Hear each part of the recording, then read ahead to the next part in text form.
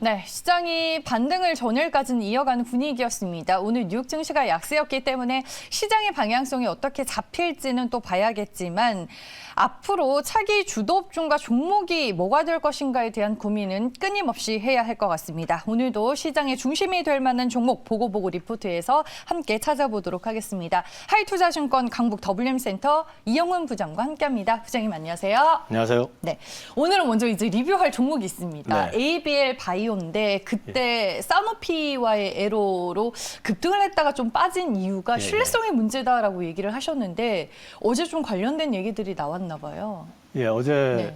그 시장에 이제 사노피 측에서 IR북을 만든 게 이제 노출이 됐는데 거기에 이제 에이벨 바이오로부터 라이센스 인한 그 제품과 기술에 대해서 언급이 있었습니다. 사실은 그 전에 지지난주에 제가 나왔을 때도 저는 시장을 이해 못하겠다고 거꾸로 말씀을 드렸었지만 결국에는 이제 사노피에서 공식적으로 우리가 이거 라이센스 인했다라는 걸 확인해 줬기 때문에 그리고 또 지난주였나요? 저기 한번 또 공시가 나왔었죠. 이제 1개월 내에 돈 들어올 거라고. 그리고 그걸 단기 재료로 이용을 해가지고 주가가 한번 등락을 하고 이제 밀렸었었는데 이제는 이제 공식적으로 사노피에서 확인을 해줬기 때문에 더 이상 신뢰의 문제를 가지고 논할 단계는 지난 것 같고요. 네. 이제 동사의 제품과 기술력 자체가 과연 이제 얼마만큼 시장에서 인정을 받느냐의 여부는 추가적인 라이센스 아웃 여부가 되게 중요할 것 같고요. 이 부분에 대해서 많이 기대해도 괜찮을 거라고 저는 생각을 하는 게 그 작년에 그 처음으로 이제 그 뇌질환 관련해서 그 아두카누맙이라고 해서 이제 승인이 났던 제품 자체가 조건부 승인이었거든요. 그게 이제 유효성하고 안전성이 완벽하게 검증이 되지 않은 상태이기 때문에 추가 임상을 통해서 이를 확인하는 조건부로 났었기 때문에 실제로 그 제품 자체가 기대만큼 팔리지 않고 있는 상황이고 이런 부분들을 보게 될 경우에는 이제 앞으로 그 BBB 셔틀 뇌질환 쪽 뇌벽을 투과하는 기술과 관련된 부분에 대한 수요는 계속 늘 거기 때문에 동사와 관련해 가지고 이제 추가적인 라이센스 아웃도 기대해 볼 수 있을 것 같습니다. 4월에 이제 ABL 바이오의 전임상 데이터가 또 오픈이 되는 시기인가 봐요. 그 이제 네.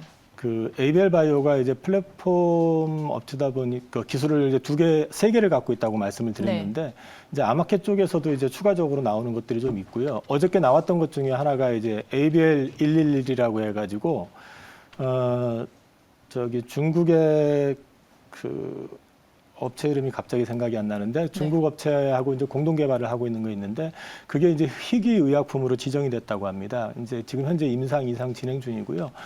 임상 이상 종료되게 되면 이제 아마 23년 종료가 되게 되면은 아마 라이센스 아웃 그거 역시도 또 추진할 걸로 예상이 되고 있기 때문에 이 동사의 플랫폼 기술 관련해 가지고는 계속해 가지고 시장에서 올해 화두가 될 가능성이 높아 보입니다. 중국 아이맵 맞나요? 네, IMF입니다. 네. 네, 밖에서 PD님이 알려주셨어요. 예. 빠르게 또 서치를 해주셨는데 말씀해 주셨다시피 미국 암연구학회 4월에서 이제 두 가지의 전임상 데이터가 또 오픈이 된다라는 점도 추가적으로 알아보시길 바라겠고 뭐 일단은 지금 구간에서는 홀딩인 거죠, 부장님? 저는 바이오는 단기 매매할 섹터는 아니라고 생각을 하거든요. 네. 그러니까 투자를 할 때 신중해야 되고 투자를 했으면 투자 아이디어가 훼손되지 않으면은 밸류를 따라서 계속 가져가는 전략이 맞다라고 생각을 하고 있습니다. 네, 알겠습니다. ABL 바이오 이영훈 부장님의 또 시나리오를 통해서 저희가 리뷰를 해봤습니다. 이제 오늘의 종목을 만나봐야 합니다. 어떤 종목 가지고 오셨을지 보고 리포트를 통해서 확인해 보겠습니다.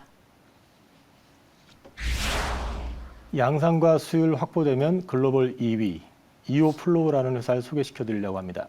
오늘도 제약바이오 섹터 종목이네요. 네, 그렇습니다. 네, 이오플로우 어떤 기업인지부터 먼저 좀 소개를 해주시죠. 동사는 2011년에 그 설립이 된 그 웨어러블 의료 전달기기, 단순화시켜서 말씀드리면 약물 전달기기를 만드는 회사입니다. 지금 세계에서 두 번째로 그 웨어러블로 저 당뇨 인슐린 전달기인 이오 패치라는 제품을 만들었고요. 현재는 그것을 이제 유럽하고 식약처 승인이 난 상태에서 양산을 위해 가지고 곤지암의 이제 공장을 지금 700억 가량을 들여가지고 자동화 공정을 지금 설립하고 투자한 상태에서 지금 시운전 중인 상태입니다. 2호 패치라는 게 있나 봐요, 이 회사에. 방금 네. 말씀드렸던 것이 이제 2호 패치인데요. 네. 2호 패치를 설명드리기 전에 먼저 그 당뇨 그 시장을 잠깐 보면은 그 전 세계 당뇨병 환자 수가 뭐 100% 정확한 건 아니지만 대략 추정치가 5억에서 한 6억 명 정도 된다고 합니다. 그 중에서 이제 인슐린을 맞아야 되는 환자가 한 5천만 명 정도 되고요. 그 중에서 이제 약물 투여기를 통해서 맞는 사람 수가 한 150만 명 정도 된다고 합니다. 여기서 이제 유선을 말씀을 드리는 거고요. 웨어러블로 이제 맞는 분은 15만 명 정도 된다고 합니다. 그러니까 전체 그 인슐린을 맞는 사람 중에서 3% 정도 시장입니다, 현재는. 그게 이제 만들어진 것도 가장 늦게 만들어진 것도 있지만은 그 제품의 단가가 좀 비싸기 때문에 이제 시장을 이제 잠식해 나가는데 조금 시간이 걸리는 부분이 있고요. 그래서 이런 부분들을 커버하기 위해서 이제 의료보험 적용을 이제 각국마다 이제 해가면서 진입을 지금 시도하고 있는 상황이고 이 시장은 지속적으로 좀 커질 가능성이 있다라고 보고 있습니다. 방금 전 말씀드린 것처럼 2호 패치가 국내 그 식약처에서 승인이 났고 국내 판매하고 있고요. 그 다음에 이제 EMA에서도 CE 인증을 받은 상태입니다. 근데 이제 국내에 잘 안 알려진 이유가 아직 건강보험 적용을 받지 못한 상태다 보니까 국내에서 많은 이제 환자분들이 이거를 사용을 하지 못하고 있습니다. 그 이유가 아까도 말씀드렸지만 단가가 좀 비쌉니다. 그래서 이제 연간 한 400만 원 이상의 비용이 발생이 되기 때문에 쉽게 접근을 하지 못하는데 당뇨병 환자분들 가운데서 인슐린을 맞는 분들이 하루에 4번 정도를 주사를 맞아야 된다고 하더라고요. 그러니까 생활에 어떤 편의성 문제도 좀 있고 특히 이제 1형 당뇨병 환자분들 같은 경우는 선천적으로 인슐린이 생성되지 않는 분들이기 때문에 이분들은 평생을 맞아야 되는 부분도 있고 그다음에 이제 병력이 좀 노출되는 부분들도 있고 하기 때문에 사실 반드시 좀 필요한 그런 제품이라고 판단을 하고 있습니다. 그래서 지금 현재 식약처하고 건강보험 적용 관련해 가지고 현재 논의 중인 걸로 지금 알고 있고요. 참고적으로 인슐린 주입기 시장이 지금 2017년에 118억 달러 정도 했었는데 시장 전망은 25년 되면 229억 달러로 늘어날 거고 지금 2호 패치가 가지고 있는 그 웨어러블 시장 같은 경우는 2021년 기준으로 10억 달러인데 25년에 21억 달러로 늘어날 걸로 전망을 하고 있는데 2호 패치는 바로 이 시장에 진입하는 제품입니다.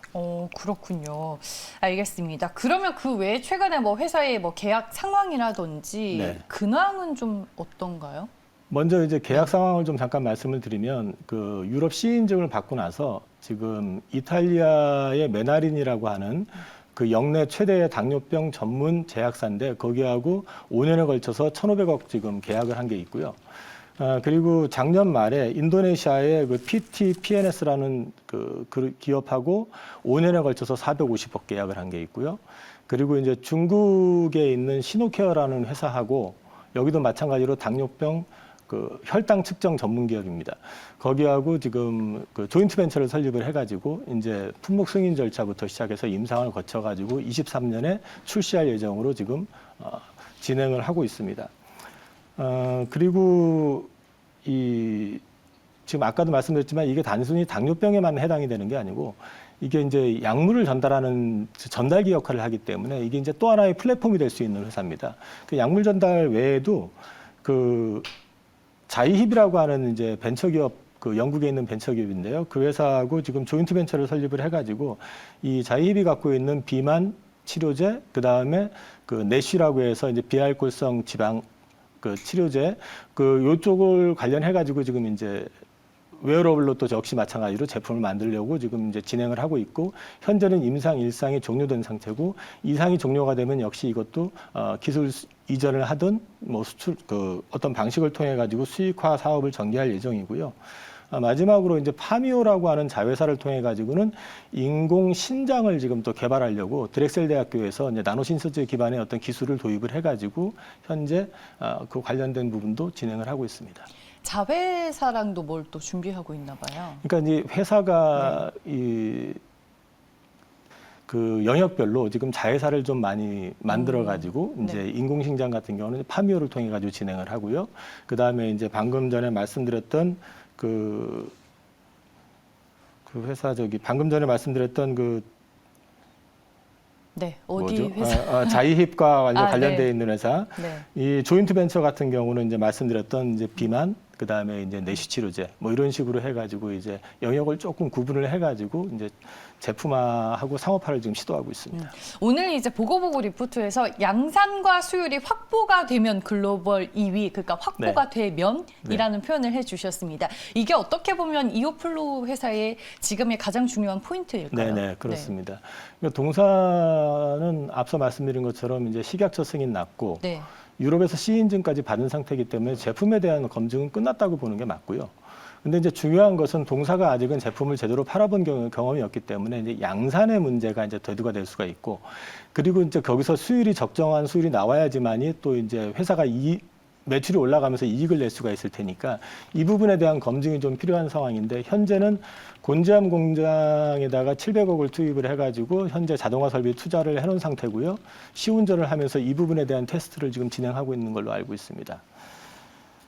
네, 알겠습니다. 그리고 서두에 이제 이오패치에 대해서 소개를 해주셨던데 제가 상상인증권의 리포트를 보니까 이오패치 X라는 이 웨어러블 분리형 인공 췌장이 또 개발 중인 것 같던데. 그거는 사실 이제 사측에서도 IR에서도 이제 얘기를 했었던 부분인데, 네. 그 사실 개발은 거의 완료가 됐고요. 네. 이제 이 부분을 갖다가 조금 보완만 해가지고 이거를 이제 역시 마찬가지로 품목 승인을 위해 가지고 이제 진행을 할 예정으로 돼 있고요. 네. 그것도 중요하지만은 더 큰 거는 사실은 이제 25년도 양산을 목표로 해가지고 이게 분리형이 아니라 일체형으로 된 웨어러블 인공 췌장을 또 이제 개발을 하고 있습니다.